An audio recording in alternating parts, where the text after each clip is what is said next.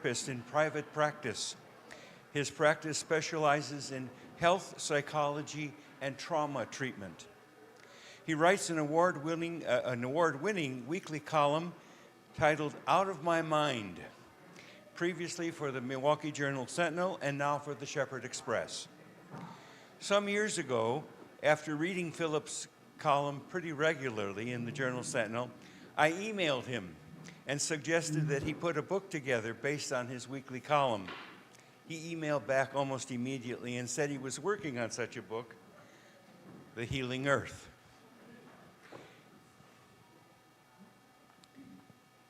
That book, one of 3 published to date, won the Midwest Publishers Award. Phillip's 4th book, A Slow Backpacker, will be out later this year. Previously, Phillip was president and CEO of Empathia, a firm providing behavioral health solutions on an international basis. And prior to that, he was the director of behavioral science education at Michigan State University's College of Human Medicine. And while he was there, he was an associate professor and received the Outstanding Faculty Award. This morning, Phillip will address realistic optimism as a way that we can address the challenges of trying times. Phillip believes that he believes that realistic optimism is a learnable attribute, a mindset, and that yields behaviors that are pivotal to meeting psychological, interpersonal, and spiritual challenges. Phillip, I want to say on behalf of all of us that we're delighted that you're here. We are pleased that you are a good thinker and an excellent, excellent communicator. Thank you. Thank you. Thank you. Thank you. Thank you. Good morning. Can you hear me okay? Okay, well, we're going to dive into 3 really primary areas. One is the mindset and behaviors behind what we call realistic optimism. And then we're going to look at how you apply that to 2 primary areas. One of those is political divisiveness. So we are going to go where angels fear to tread here. I'll be as neutral as I can on that. And then we're going to look at the impact of information technology, not just on children and grandchildren, but also on adults, and how realistic optimism helps us to cope with that. Because if you've been paying attention, you know that the explosion in information technology and now artificial intelligence is having a profound impact on mental health. So we're going to look at those 3 areas. So let's just dive right in, if we could, and look first of all at some of those challenges. I mentioned a few of them already. I'm not going to go through this list and give you death by PowerPoint. And by the way, if any of you want to take notes or anything, I will make these slides available for distribution, so you can have those later. But I do want to focus primarily on political division and hate issues, and also IT and IA disruptors that we're experiencing, but also eco-anxiety and some of the other challenges we're seeing. How are people responding to these kind of challenges today? Not so hot. This is the part of the program where I scare you. You know, I'm supposed to give you scary statistics, so let's get into that first. As you can see, anxiety across the general population has gone way up, as has depression. And this is particularly true in people in lower income areas who are under a lot of economic distress. But plus 50% in the 14 to 24-year-old cohort. So young people in particular are really feeling the effects of all the disruptions in society. And look at that suicide rate among young adults. It's up 40% in the last 10 years. What's really troubling is the suicide rate tripled in 10 to 14-year-olds during that period of time, even more so among females. And this is all directly correlated, interestingly enough, with the proliferation of smartphones. You can draw a direct line between that immersion into society of the smartphone and these mental health distresses. So these 2 things are highly correlated. What we're seeing in most people is something called generalized anxiety, which you can see kind of defined here. I'm not going to go, again, through all of this. but the rates of this are really going up because of something we call existential angst. That's what people feel. It's sort of a foundational sense of anxiety, uncertainty, and some sense of fear among people. People that we see now in therapy often come in, they have their personal problem they want to address, of course, but they almost always feel like that personal issue is being informed, worsened, by this background sense of angst that people are experiencing.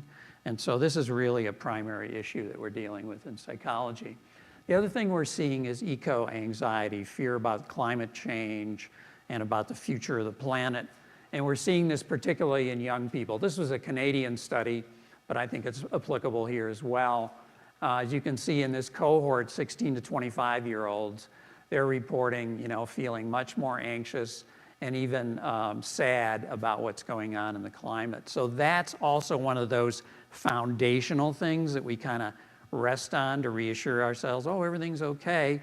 When they look at it, they say, oh, no, it's not. So when we're dealing with anxiety, it's a cyclical thing. You begin to feel anxious, and what most of us do when we feel anxious is we do something to avoid it.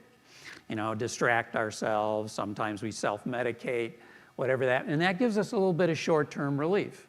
But in the long term, it actually grows the anxiety, because the only way to properly address these things is to face them head on.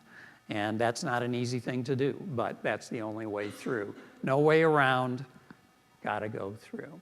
So what do realistic optimists do when they're up against this stuff? This is a mindset, an attitude, and a set of behaviors we've studied for a long time.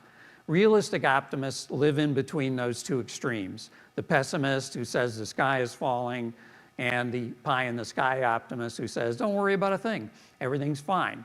These people are somewhere in the middle, if you will. They're realistic about what we're up against, but they're also hopeful. And they act in ways that promote that sense of hope, and that also then informs their actions. They become better at these things you see right here. Now, again, we're going to rip through this, but I just want to give you a sense of the mindset in particular that goes into realistic optimism. As I do this, you may want to compare that with your own mindset and get a sense about how well you line up, if you will, with these different attributes. So let's take a look at this. The first thing we know is that realistic optimists invest heavily in a sense of purpose. They have something to live for, something meaningful to put their time and energy into. And that sense of purpose is almost like an anchor for a boat in a tempest. It kind of holds you in place when the winds are blowing and the storm is hitting you. So this sense of purpose is really critical to that mindset. Friedrich Nietzsche, who wasn't exactly an optimistic guy, said those who have a why, meaning a purpose, to live for, can endure almost any how, meaning any set of circumstances. So why is the anchor that really can hold us in place when life is trying to blow us over, if you will. The other thing we see is these are the kind of behaviors that tend to undermine what we call fundamental resilience, which realistic optimists show a lot of, resilience. So when we're really into controlling everything or into this black and white kind of thinking, there's no shades of gray, it's just one or the other. When we have, that kind of sounds good, that third one, doesn't it? Free, floating hostility, okay? And that's fundamentally what we see a lot of today, is that right below the surface, people are angry and they're fearful, and anger and fear, of course, are joined at the hip. And so this kind of pervasive hostility is the other thing that tends to be really out there and undermining resilience. Mindlessness, which relates to the IT challenge, because when we're on IT all the time, we tend to either be thinking ahead or thinking behind and not connected to the present moment. And then there's something called emotional hijacking, which I'll get into a little bit. So we're going to look at some of these things and how you address them. Now, here's the interesting thing about emotional resilience. We've studied this for a long time. We have all these different behaviors that tend to contribute to emotional resilience. But the most surprising one, based on the meta-studies, is learning. If you learn new things, you're building emotional resilience. It's kind of like, how does that connect? I don't get it. Well, basically, when you learn something new, you're kind of waking up the brain, first of all. but you also have to be open and curious, and you have to engage with that material in a positive way. And that, for whatever reason, we know exactly why, builds resilience in people. So if you're what we call a lifelong learner, then resilience is probably part of your mindset as well. Okay. The other thing we find that realistic optimists really lean on, and this is my beloved here, is nature interaction. They spend more time outdoors, and they spend that time outdoors really connecting with the natural world. There's just a ton of research now supporting the positive impact on mental health of nature interaction. Some of you may have heard of a thing called forest bathing. It was really a design initially by Japanese physicians, now it's spreading around the world, where they would prescribe to their stressed out patients that they go out and sit in the woods, basically. It doesn't have to be the forest, you can go to the shore or the prairie, whatever. But when we're outside, what we see is almost an immediate reduction in stress hormones. Cortisol, adrenaline, all those guys go down, okay? And a sense of relaxation comes up. You get a little dopamine hit in the brain, and that makes you feel better. It happens in 5 minutes. Even if you walk outside of a building and just sit by the trees, you're gonna get that effect. So it's very powerful, and that's why, it was interesting that when Walt Whitman was later in his life and he was having health problems and financial problems, all kinds of things, he went out into the woods in New Jersey. Not a lot of people think of woods in New Jersey, but he did. And one of the things he wrote there was, he said, when all else abandons us in life, health, fame, money, social connections, nature remains. And so that's really one of the principles. It's almost like a sanctuary that realistic optimists go to a lot. The other thing we see is that realistic optimists have something called a growth mindset. You can see this list of attributes here, but basically what this means is I'm curious, I can learn new things, I want to invest in my learning and all that kind of thing, whereas a closed mindset or a fixed one is where the person's kind of closed the book on learning. I'm done. I'm just going to coast now. I'm not going to learn new things. Remember, the relationship between learning new things and emotional resilience is very strong. So a growth mindset is something you see a lot in realistic optimists.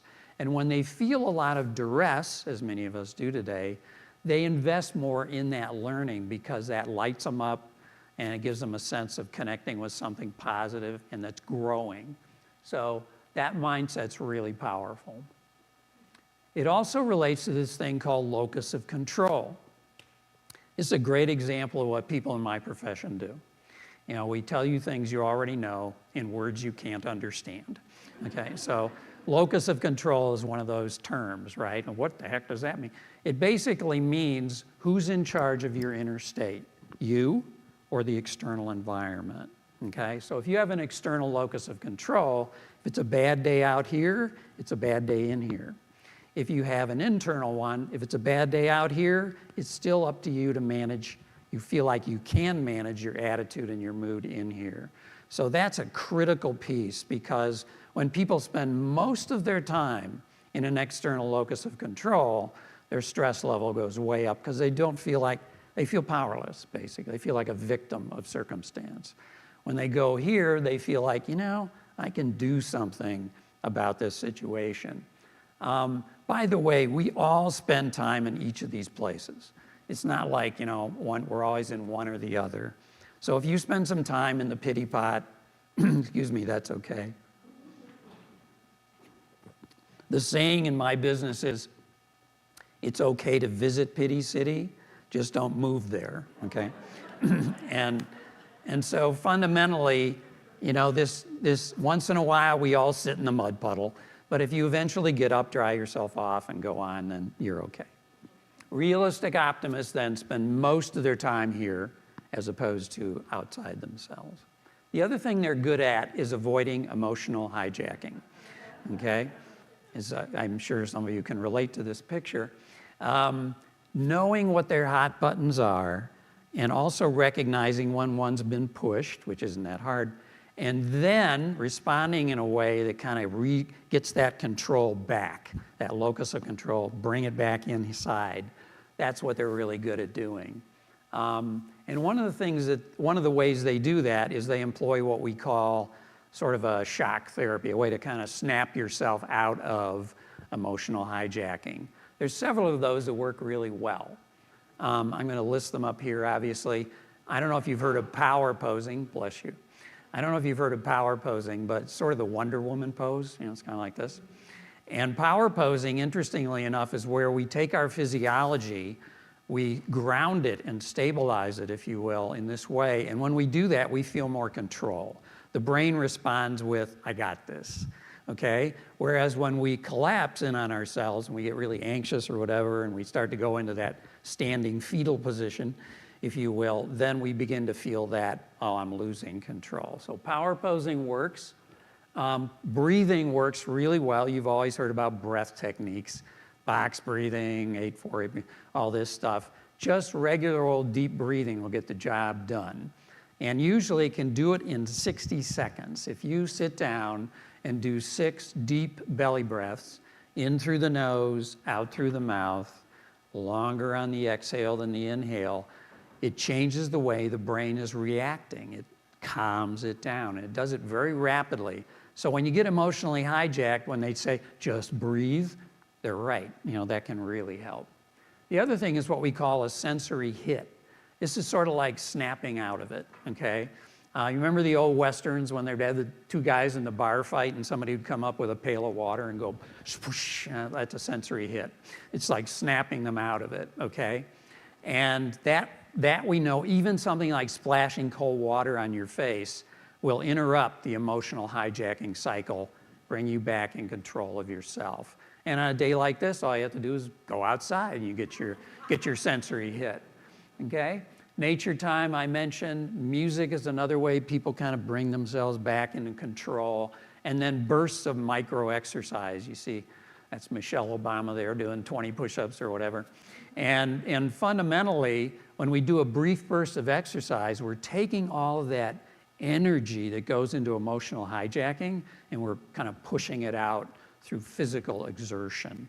So all 6 of these are ways that when realistic optimists get hijacked, which we all do, they bring themselves back in control. Okay, so I'm really ripping through this first part. Is there any questions right off the top? And have I confused anybody yet? Put anyone to sleep? Okay. When you do public presentations, I'm sure many of you've done them, spoken in front of a group, and you're always looking at people's faces to tell, are they still there? That kind of thing. And there's a particular look that really frightens a public speaker. I call it frogs watching lightning, okay? I mean, you're up here kind of doing all this, and you look out, and they're just... So if I see too much of that, I'll pick up the pace. The other thing is realistic optimists spend more time in the present. They be here now, as Ram Dass used to say. And they do this process of what we call losing your mind and coming to your senses, okay? So when you get into your sensory system, this is why going outdoors in nature is so powerful, you get into your sensory system, you start to, this sort of rat in the cage, negative thinking, worrying kind of thing goes away. And so be here now is a fundamental principle. There was a Harvard study that showed that people are distracted, meaning they're either thinking ahead or thinking behind 47% of the time, okay? So that means the next time you go to lunch with somebody, there's only about a 50-50 chance they're actually in the room, okay? I mean, they're there physically, but whether they're there mentally or not is a question. So reducing worry and angst about the future is about staying in the now. And right now, we're seeing a tremendous amount. We've come up with a new syndrome, which, we have to do this all the time to stay in business, So a new syndrome is intolerance of uncertainty, okay? That basically means being afraid because you don't know what's going to happen next, okay? And so intolerance of uncertainty is something that this pushes back against because you're not thinking, well, what's going to happen? What if or what if not? And that's why it's a powerful way to regulate your emotions as well. Now, as you may have guessed, mindfulness is something we can grow the capacity for in the brain, okay? And the primary way we do that is with something called meditation. Does anybody out there meditate? Great, good for you. Okay, so here's the data. 5 to 10 minutes of meditation a day is all you need to get the positive effects in the brain from this practice. And, this may interest you, after just 4 to 5 days of a brief meditation practice, we actually see changes at the cellular level in the body that begin to slow down the aging and inflammation process. So meditation has a very powerful effect physically as well as mentally. And so when you train the brain, which is what meditation does, you're putting yourself in a position to handle these kind of challenges much more effectively. And it's a powerful antidote against the crazy making that we get from information technology. So if you haven't tried it, please do. Now, the main complaint I hear from people is, I try to meditate, but my mind just goes crazy. I start thinking about lunch. I start thinking, what's that stupid thing I said to my boss, and all that kind of stuff. But fundamentally, in order to do meditation properly, you have to be distracted some of the time. It's like this. Let's say I'm focused on my breathing as a meditative focus, which is a common one. And then my mind wanders off. I realize it. I bring it back. It goes again. I bring it back. It goes again. I bring it back. I'm training myself that when I get distracted, I refocus. And so you need the distraction in order to create that training. So if you're one of these people that's saying, I can't get a clear mind, join the club. I've been meditating for over 30 years, and I still get distracted. Okay. The other thing we see is that realistic optimists manage what we call their cognitive bias. Okay? Cognitive bias simply means the default perception in the brain. Do I tend to look for what's negative, what's wrong, what's risky, or do I tend to look for what's positive, okay? And when people get under a lot of stress, their bias tends to go negative. They tend to see all the things going on around them that are bad and very few that are going good.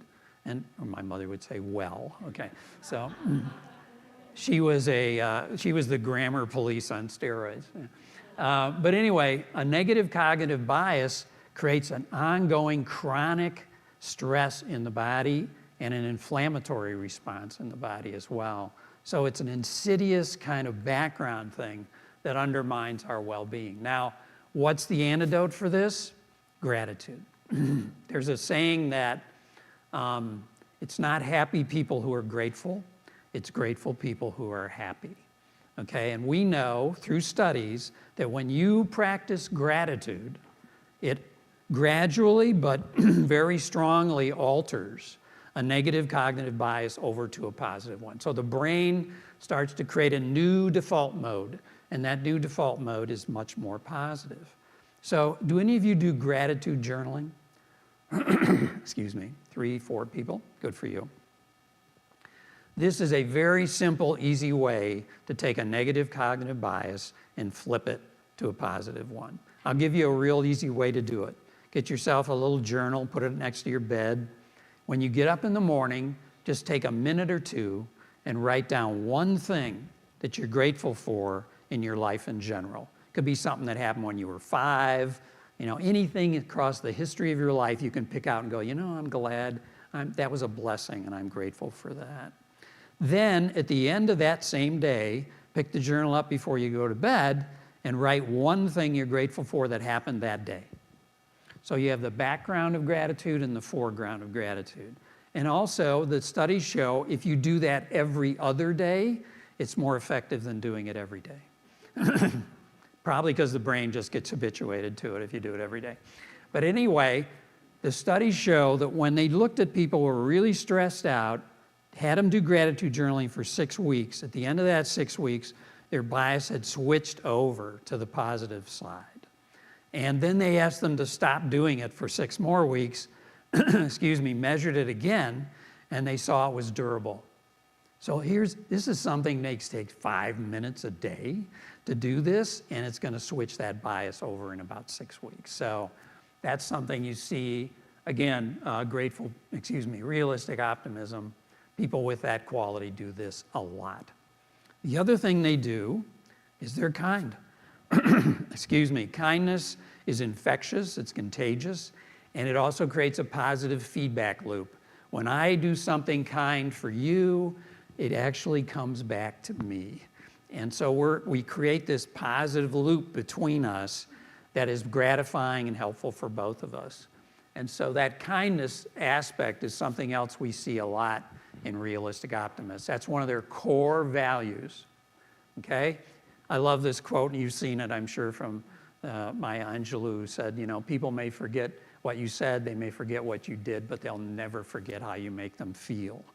And so when you make them feel positive through kindness, you also feel that. It comes back to you. So realistic optimists are very much into that. Now here, next, this is the core quality we see in realistic optimists, and the one that helps them to deal with the other two issues we're going to bump into here, which is the political stuff and the IT saturation. And that is apply full effort. Realistic optimists don't spend nearly as much time thinking about the outcome of their efforts as just their efforts themselves. So it's not about winning, it's not about being the valedictorian, it's not about being the best, not that there's anything wrong with that. They focus more on process rather than outcome. I'm going to put my energy, my time, my commitment into the process. Then, if it turns out good, that's great. If it doesn't, I still did my best. Okay, so that attitude, full effort, is really central to this mindset. Gandhi said it really well. Satisfaction lies in the effort, not the attainment. Full effort is full victory. So if you can say to yourself, even when you've tried something and it blows up, falls apart, I gave it my best, then a realistic optimist will say, you succeeded. Now, other people who are just outcome-oriented might say, no, you failed, try again. Nonetheless, that doesn't mean you shouldn't try hard. It just means that some of that satisfaction should come from the effort you're making, not just whether or not that effort paid off. Last thing they do, they're compassionate with themselves, okay? When we study the capacities that people have in this regard, this is last on the list. The hardest thing for most people to do is to have compassion for themselves. Many people have compassion for somebody else, but when it comes to applying it to themselves, the inner critic shows up and, what were you thinking? Well, that was stupid. You've probably heard some of these voices in your head from time to time. And nonetheless, that kind of an attitude really pushes against our fundamental mental health. So one of the things I'll say to people, including myself, when I get into critical mode is, what would your best friend say to you? And if you can say something kind of like that to yourself, then you're getting into the self-compassion space, and that's working effectively. Okay, so that's kind of the primer on realistic optimism. Now I want to move into, okay, what's that got to do with political divisions and all that stuff? And to do that, I need to switch out my slide. So if you have any questions while I do this, fire away. Anybody? I'm sorry? Point 3, compassion connects us to our shared challenges. Could you say something about that? Yeah, when we show compassion to another person, we're kind of acknowledging that, yeah, we're all in this together, and, we're going to try to help each other through. That's basically what that means. When I'm compassionate with other people, I am fundamentally also being compassionate in some sense with myself. Okay, here we go to the scary stuff. Here we go. Another question? Yes. Oops, there we go. Shell, and then here. Do we have another question? Yes, I was wondering, why is it, it seems to me there are some people who like to wallow in self-pity and victimhood. What is the basis for why they can't get out of that mode? Got a couple hours. Basically, for a lot of those people, it's something we call secondary gain. meaning they're getting something positive out of being negative, okay? And when I'm with somebody like that in therapy, or when I'm looking in the mirror and it's me, I ask myself, what are you getting out of, being in the pity pot? Because usually there's got to be a payoff, right? So that's what we look for. And then when we can identify what that payoff is, then we can talk about, is there an easier way to get that than the way you're using now? That's kind of the short version, very short version. But good question. Okay, here we go. Deep breath, everybody. Oops. Didn't want to advance. Here we go. Oh, I'm sorry. I'm doing something wrong here. Let me go back.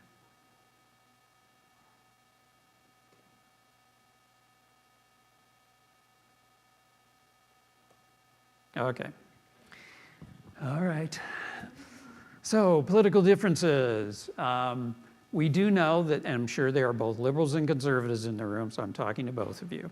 We do know that there are some significant differences between the mindsets of people who identify as either of those. Personality, moral values, cognitive, even brain structures are different. We see differences in the brain. We don't know whether the politics creates the difference in the brain or the brain creates the difference in the politics. Chicken and the egg. We're not sure about that one yet. But here's what we see in terms of moral foundations theory. You can see these values on the left, of course, are liberal, on the right, conservative, and you can see how they differ somewhat, okay? That doesn't mean that someone who's conservative doesn't have some liberal values and vice versa, but simply they tend to prioritize these different values right here, both of which have positive attributes associated with them, okay? Now, when people really get off what we call the deep end in terms of political preferences, then they get into conspiratorial thinking, cult kind of thinking, that sort of thing. And we do see a small subset of the population that goes there. And those people tend not to be so much focused on values as they're focused on being attached to somebody they think is going to save them, okay? Whoever that might be, whether it's somebody from the left or somebody from the right. But here's what we kind of see in what we call true believers. They tend to be somewhat fearful of the unknown. They tend to be suspicious a little bit paranoid. I can get that way. They feel powerless and left behind. They feel like people have cut in line in front of them, so to speak, and that isn't fair, okay? They also have something that scientists call, this is a great term, elevated BS receptivity, meaning they're a little more gullible in terms of their willingness to embrace something that's kind of off the charts. We see this capacity, the true believer capacity, which was first written about by a guy named Eric Hoffer. He was a philosopher at Berkeley, and he wrote the book True Believer. It's highest in people who are in lower educational or socioeconomic strata. Not entirely, but it does tend to be higher there. So how prevalent is this? This is Pew Research, so it's pretty solid. Just give you some examples. 24% believe the election was stolen from violence. Another 23% are not sure. Antifa staged the Capitol insurrection. Satanic pedophiles control the government and media. Mass shootings you can see that a sizable portion of the population either believes that or they think maybe, they're not sure, it could have happened, okay? So these kind of ideas tend to be what true believers latch onto. I'm going here because how do you talk to them? Okay, if you want to talk to somebody who's a true believer, how do you get a open-minded discussion going on with those folks? And the point of fact is it isn't easy, okay? We've also heard a lot about how much Christians have either been in that space or not been in that space. Sometimes it's called Christian nationalism, I believe. And here's what the data shows us about that. There are about 595 hate groups identified in the United States, 835 what they're called extremist groups, if you will, and some of these are within what's called Christian nationalism, okay? And one of the things we see here is the Watchman Decree. Have any of you heard of that? It comes out of the Christian nationalism movement, and it basically calls for the end of a pluralistic society in America. meaning we just want everybody to be kind of the same kind of thing, okay? And non-believers from that point of view are called demonic. So they invoke the devil as the source of that thinking.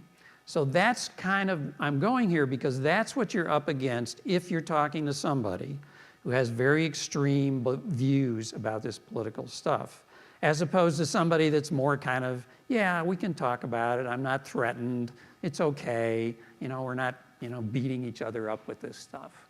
So here's the attraction that we see that goes on with cult people get into a cult kind of thinking. And we see cult thinking on the left and the right. You've heard a lot more about it on the right lately, but it's been on the left as well. And basically, it happens because people create what we call narcissistic symbiosis with their leader, their dear leader, whoever that might happen to be to them. And it's like a parental figure to them. They feel, again, under threat, cut off, alienated in some ways, and this person is there to say, I know a way through this, follow me, I'll take you there. And again, whether that's a person on the left or the right is irrelevant to this process. So they have these shared delusions when they get into this personality cult. We call that group think. It's very powerful. I've been in group think before. I've gotten into groups where I kind of bought it hook, line, and sinker, if you will. It can happen to almost anyone. And the emotional bonds people feel by belonging to a group like that pushes out and shares this mindset with them. So what do you do about it? Let's get there so I don't keep scaring you so much. I'm going to jump over this.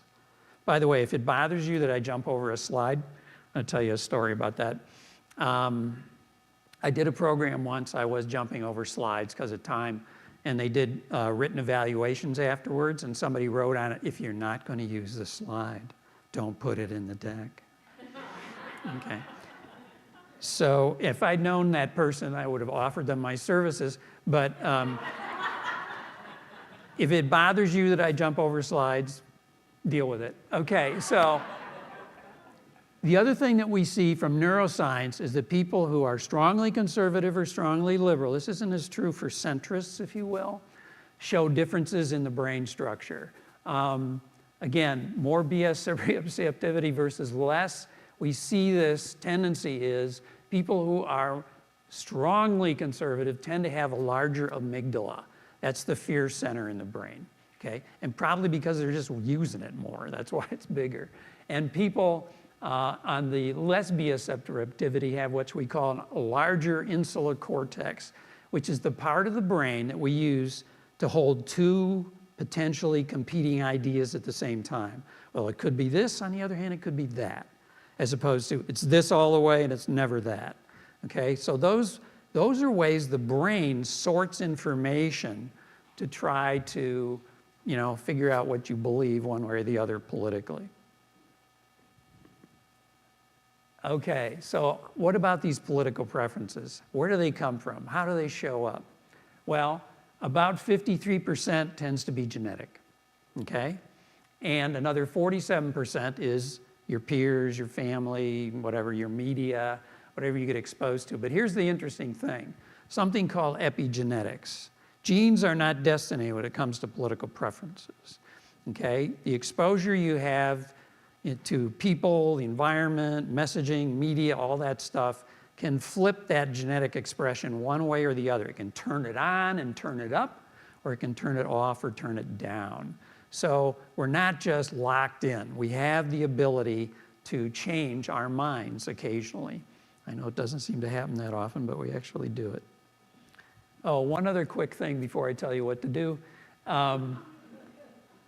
This is how people decide their political preferences when they go into the voting booth, okay? 70% are set, they don't even think about it. I'm a Democrat, I'm a Republican, I'm a Libertarian, that's how I vote. When undecided, they go for the proximity effect. How much do I feel like that candidate is kind of like me? Not necessarily looks like me, but thinks like me or whatever. And most of us use cognitive shortcuts to decide. We just look at the person and then we make a political preference if we're not into policy. There was a study done in Switzerland with kindergartners. And they had a parliamentary election coming up.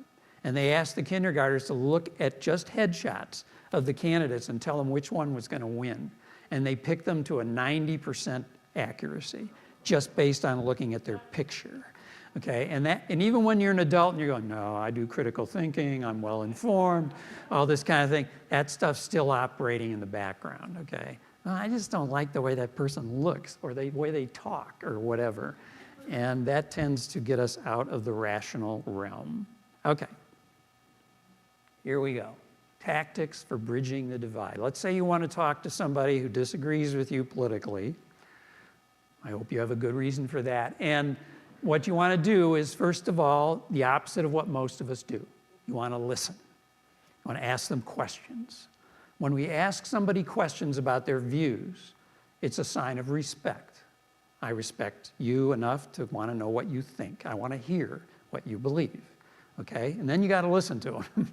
That can be the hard part, okay? But when you do that right away, as opposed to, well, I know that your candidate is a jerk, and here's why, I'm like, it's over, it's over before it even starts. When you start to ask them, well, why do you feel, how did you come to that position? And what are your sources? And, if you talk to other people about this and blah, blah, blah, blah, blah, then you have opening a door, potentially, to talk to each other about this stuff. Share learnings. The next thing you do, you're asking questions, you're listening, you're feeding back, oh, I understand what you mean by that, so on. It's that thing we always tell you, so what I hear you saying is, you share your learnings. So, okay, what you just told me, I wasn't aware of that. That's new information for me. Thank you for sharing that. Respectful, okay? Open-minded, that kind of thing. And then when that's all done, you get to say what you think, okay? Well, here's the way I see it. And then you lay out your view of things. And you can also model doubt.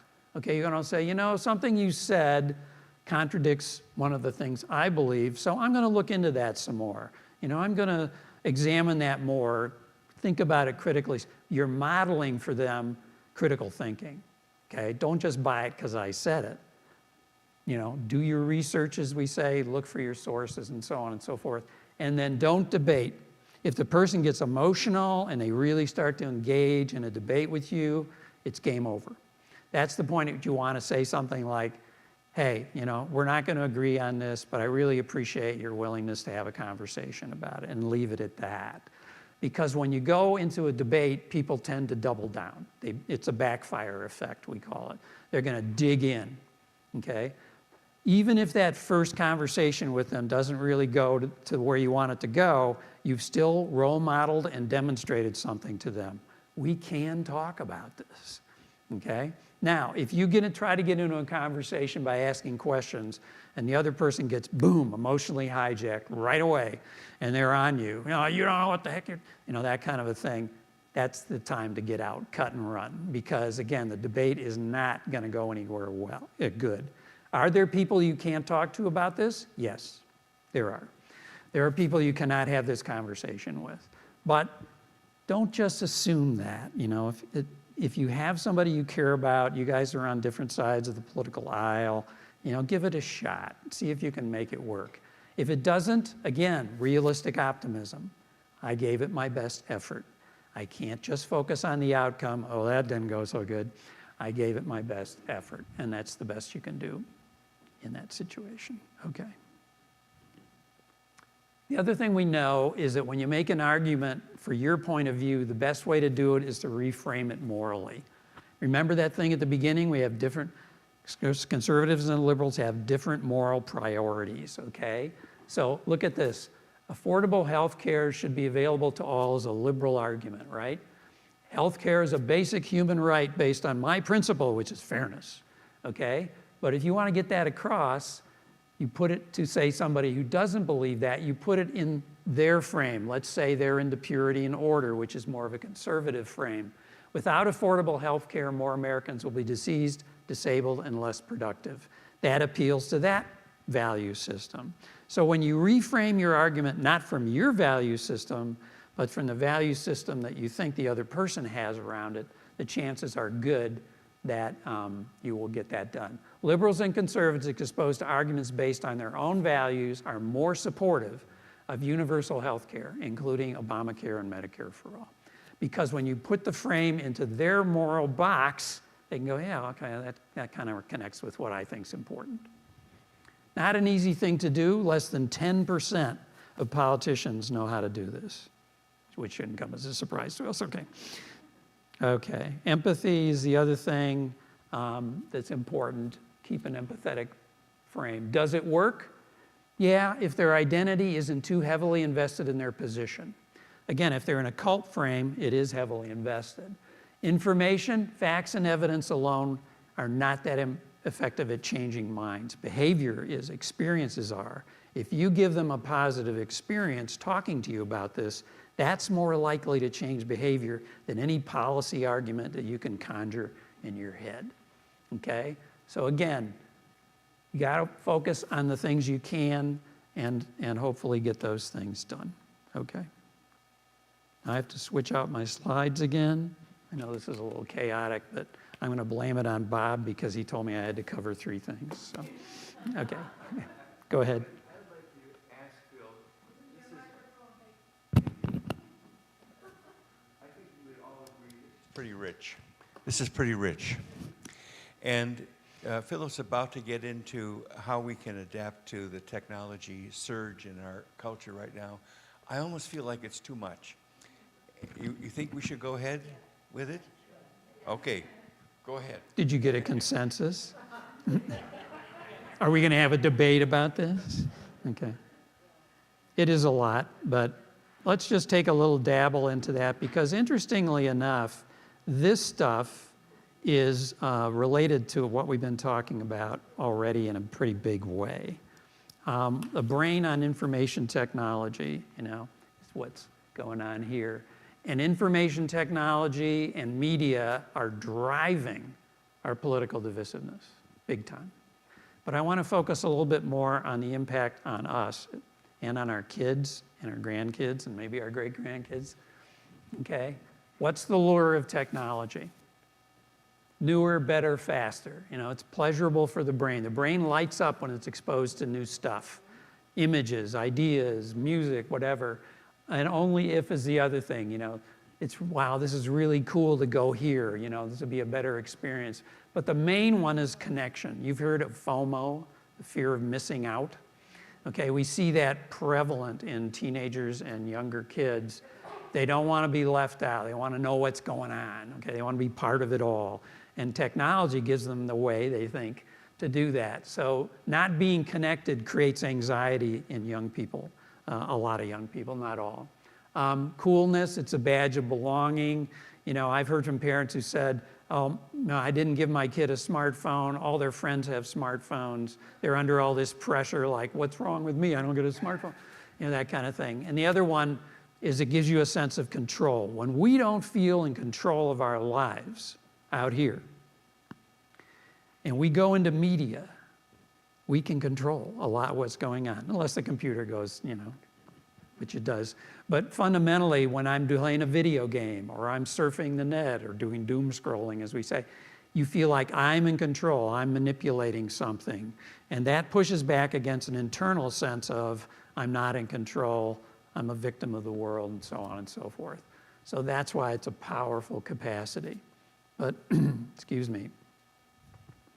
Here's the problem. The smartphone. How many of you don't have a smartphone? 1, 2 people. Okay. So these are not phones, by the way. These are handheld computers, extremely powerful.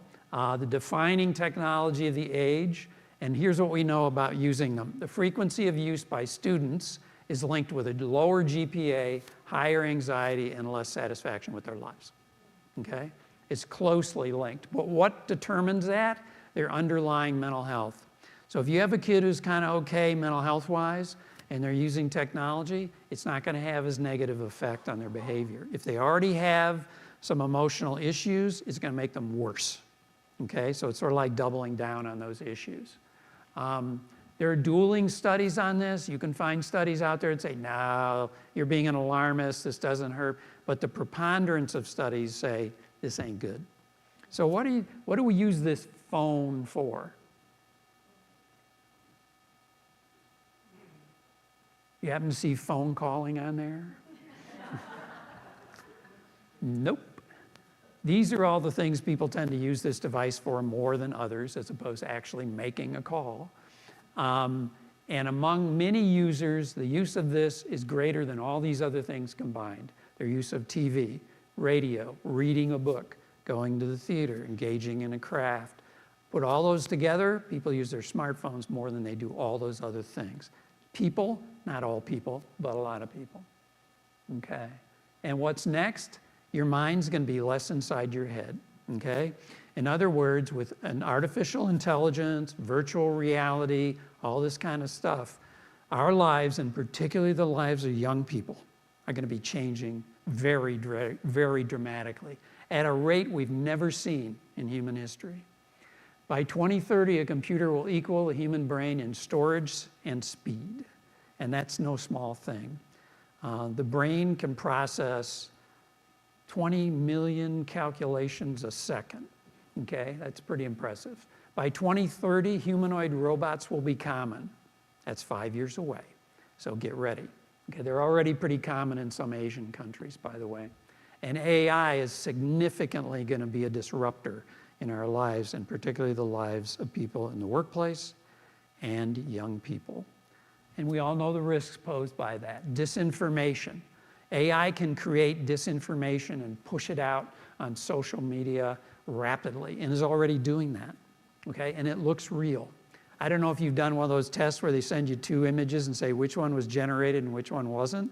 Most people fail that test now. It's that realistic. It also causes something we call cognitive overloading or offloading. That's where our ability to think critically goes down, okay? Because we're so focused on just buying it hook, line, and sinker.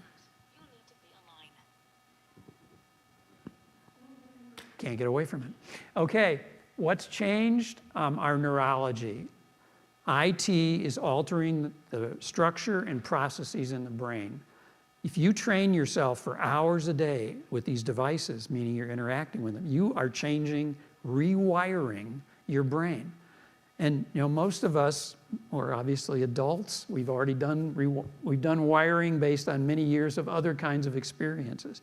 Young people, this is their primary neurological impact right here. Their brains are being wired for this by interfacing with this technology. And that's kind of scary when you think about it. So here's the problem. Memory, short-term memory, that's how we get information in, download it into long-term memory, very limited, 7 plus or minus 2 bits. A phone number, things on a grocery list, a quote, whatever. But the amount of information coming at us is huge. It's like trying to push a bowling ball through a beverage straw. You know, just can't get enough of it in. And as a result of that, when we push that information through to the brain, we get something called monkey mind, okay? And monkey mind is simply, again, the volume of information overwhelms the brain's capacity to absorb it.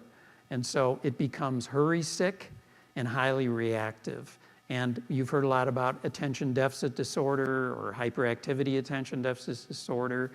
Most of that today is environmentally induced. It is not built into one's genes or one's neurology. Some of it is, but the vast majority of it is trained brain. We train the brain to be distracted. Here's the problem. That creates what we call primary experience loss. You and I are having a primary experience right now.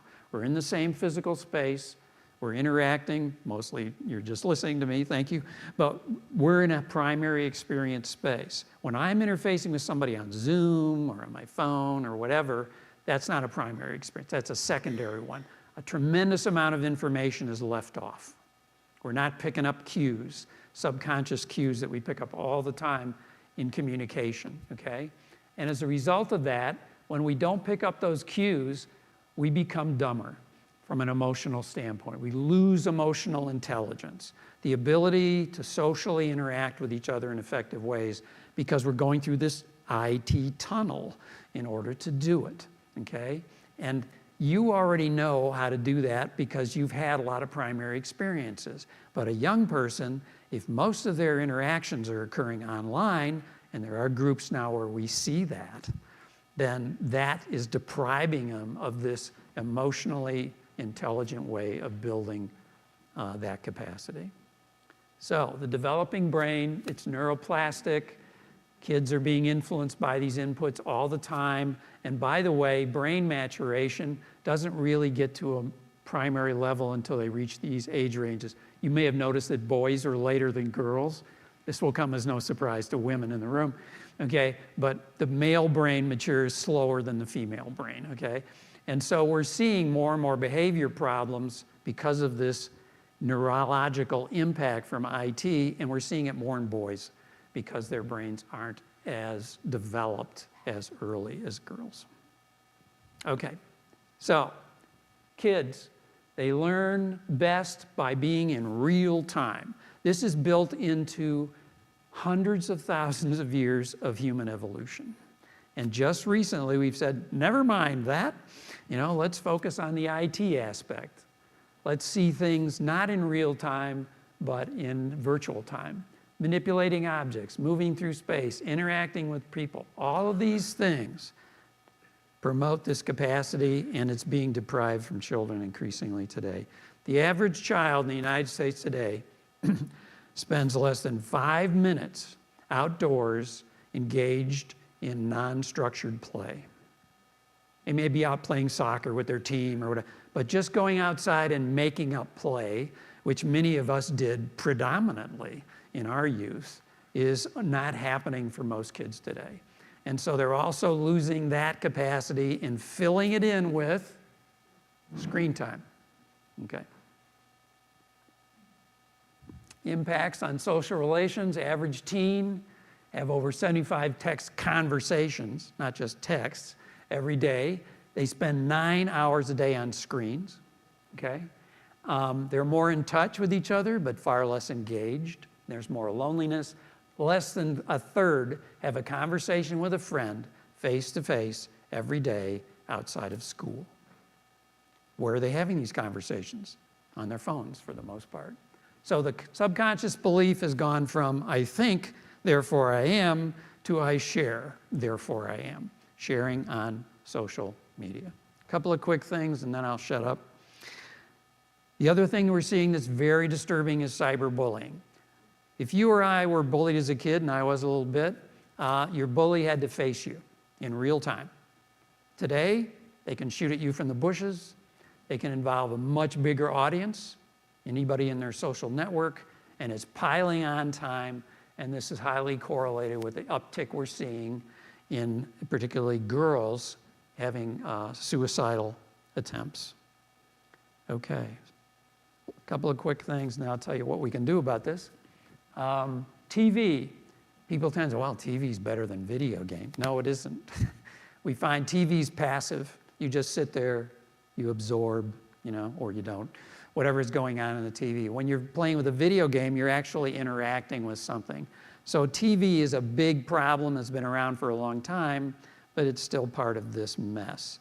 What we do know about video games, because they get a lot of bad raps, is that it's not particularly what kind of game you play, it's how long you play it, okay? And what we see is the tipping point is about 2 hours in a day. If a kid plays a video game more than 2 hours, then they really go negative. That sounds like a long time, doesn't it? But fundamentally, what we're discovering is that there are some real positives from these, except for those that kind of get addicted to it, okay? And the positives is, in order to succeed at a video game, you usually have to fail a lot. You fail, you try again. You fail, you try again. Try a different strategy, learn this. Realistic optimism kicks back in here. Effort, not outcome. Effort, not outcome. It teaches them something that I hear older adults complain about all the time with kids. Well, they don't have delayed gratification. They don't know how to delay their gratification. Video games teach them how to delay their gratification. So these get a bad rap, and they probably are not deserving quite as bad a rap. By the way, in case you think it's just kids, the average age of a gamer in the United States is 35. Lest we pile on to the kids. Okay, I'm out of time, so I'm just going to jump right to what do you do about it. Managing the screen habit. Remember, 9 hours a day is the average for a kid today on screens. And they also have multiple screens sometimes all at once. Smartphone, tablet, TV, earbuds, music. sensory overload. First of all, younger kids, less than 2 hours a day, and kids under 2, none. And that's being violated all the time. It's become sort of the babysitter, right? Screen's the babysitter. Excessive screen time in toddlers has been shown, proven, to impair their language development. So when we expose them to this early, it messes with their ability to become linguistically competent.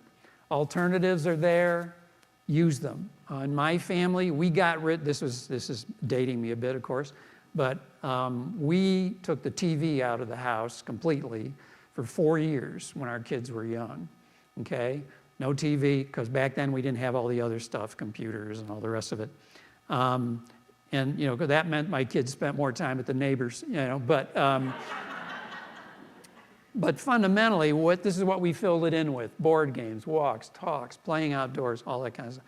My kids, who are now adults, have come back to me and said, you know, that was a good thing you did. That really helped us. So that's the other thing. Set limits, use a timer on younger kids. Here's the problem with teens: monitoring their online activity usually backfires. You get a resistance to it, okay? And you get a resistance to a lot of things with teens, but fundamentally, this is a much tougher nut to crack, and we don't have a lot of good ideas for it, frankly. Go cold turkey, but also support media education in our schools. We need to start teaching young people how to responsibly use media. Some schools are doing that, but the majority are not. And then finally, managing social media, it's best done by having a conversation with the young person rather than telling them what to do. And in that conversation, you ask these kind of questions. What's the quality of what you're consuming on social media? Do you find it mostly negative or mostly positive? This gets them thinking, okay? Do you tend to use this when you're in a particular mood? Like, do you tend to use it when you're depressed or when you're anxious? Are you self-medicating with social media? How does it affect you? When you get done doing it, do you feel better? Do you feel worse? By asking them these kind of questions, you start to get them to think about it. Is this really good for me? And what effect is it having? Maybe they want to change their pattern of use and they just don't know how to do it. That happens sometimes. So you put a plan in place and you go ahead, but it's all about asking, not about ordering. And we order people to do something, what happens? Resistance, right? That even happens with us. When I order myself to do something, there's another part of me that goes, you can't tell me what to do, even if you're me, you know? So when somebody else tells me, you know, it's a much bigger impact. Also, of course, more real-time, nature, all of that kind of thing, more primary experiences outside, unplugged, all of those things have an impact. And what else can you do? Well, first of all, think about it this way. Go off trail. Don't follow the herd, so to speak. IT is supposed to be our servant. If it has become your master, or if it has become the master of the young person you're concerned about, that's trouble, okay? In other words, am I in charge of it, IT, or is it in charge of me? And how do you know that? Put your phone away for a day. I was talking to people the other day about this, and I said, if you were on your way to work and you were 20 minutes into a 30-minute commute and you realized you forgot your lunch, would you go back and get it? No, absolutely not. If you forgot your smartphone, no. So who's in charge of who? And I know sometimes people have to have their phones to do their jobs, but nonetheless, if you can't turn it off, put it away, it's running you, you're not running it. Okay? And also we know meditation and other contemplative practices have a palliative impact on the negative effects of technology on the brain. So that's why we encourage this. And there's a whole movement. It started kind of in Madison with the Center for Healthy Minds at UW-Madison to teach primary school kids how to meditate in the classroom. And they thought, oh, the kids aren't going to like it. The kids love it. Okay? And it's very effective. Socialization's gone up, problem behaviors have gone down, GPAs have gone up. So meditation is one of the antidotes that we know will work, along with, of course, nature interaction. And the last thing I'm going to show you, and then I really will shut up, is just a few closing thoughts about technology. And I love this one from Rollo May. Technology is the knack of so arranging the world that we do not experience it. And that's really very much the truth. Oh yeah, the great myth of our times is that technology is communication. And I love this one by Joyce Carol Oates. Life was easier back then. You just didn't pick up the phone. You remember that, when the only means of communication you had was that phone, and it would ring and you go, nah, I don't want to. Or you pick it up and it's a party line and you hear somebody talking on the other end. So we have to be in charge of the technology, or it will be in charge of us. And I've got to tell you, as a closing statement about this, when realistic optimists look at the IT challenges, they bring the same kind of behaviors to bear that I talked to you about early on. They focus on effort, they focus on keeping in control of themselves and not being controlled by their environment, which is all about what technology does, right? And they're generally effective at dealing with these kind of challenges from information technology. Okay, that's my wrap. I'm sticking to it. Thank you.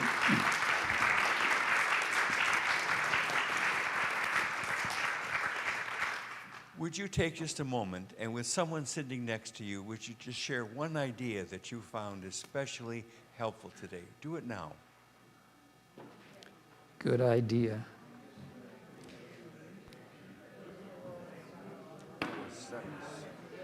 Wow, so rich, Phillip. Thank you. Sure. Happy to do it. I got to turn this off.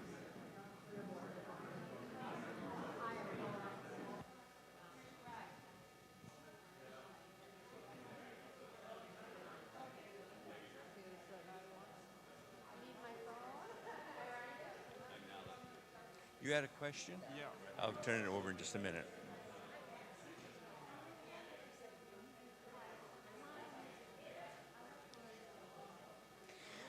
Okay, we have a first question here. Shell? Yeah, one of the okay, yes, one of the things you pointed out was necessary for kids to have some sort of socialization. So my question is when kids are homeschooled, they're not around a lot of kids, their peers. There's no recess where you go out in the schoolyard and interact. Has there been a study done that compares the emotional and development of children who are homeschooled as opposed to those who go to a public school or a school situation?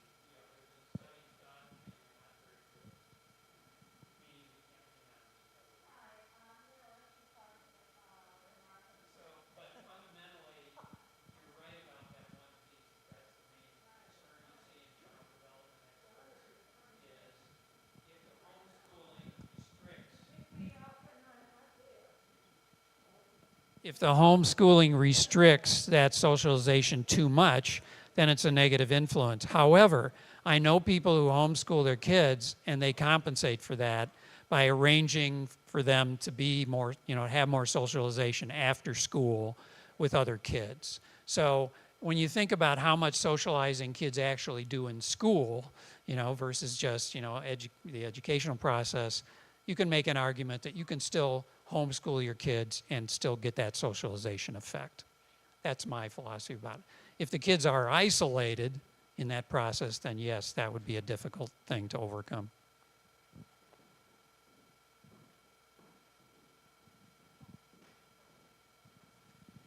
Assuming that information technology is here to stay and that it's a fact of life,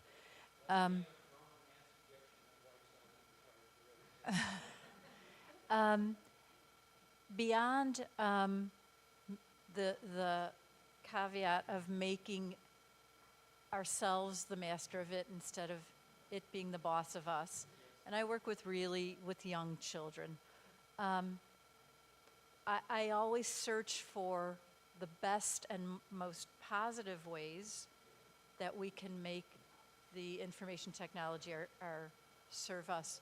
And I'd be interested to hear examples of where it works. Well, it does work in a variety of areas.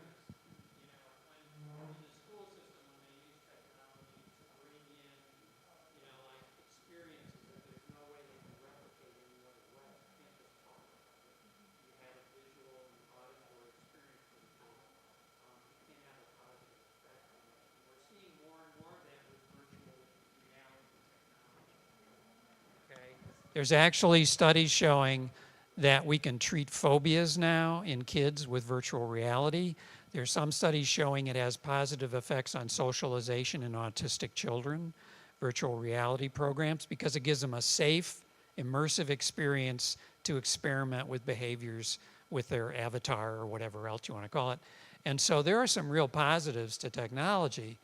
The primary point, however, is, you know, it shouldn't be instead of the other kind of primary learning experiences. It should be in addition to. So if we lean too much on the technology, it's detrimental. But there's some wonderful things that you can immerse children in using technology that's helpful in the classroom. And in the future, by the way, they'll be interacting with robots.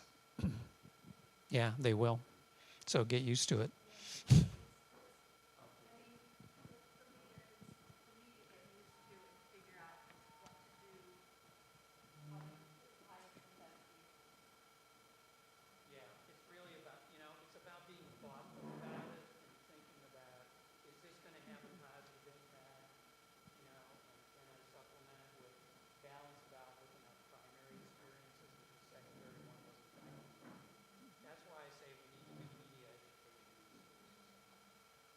This is just a quick observation.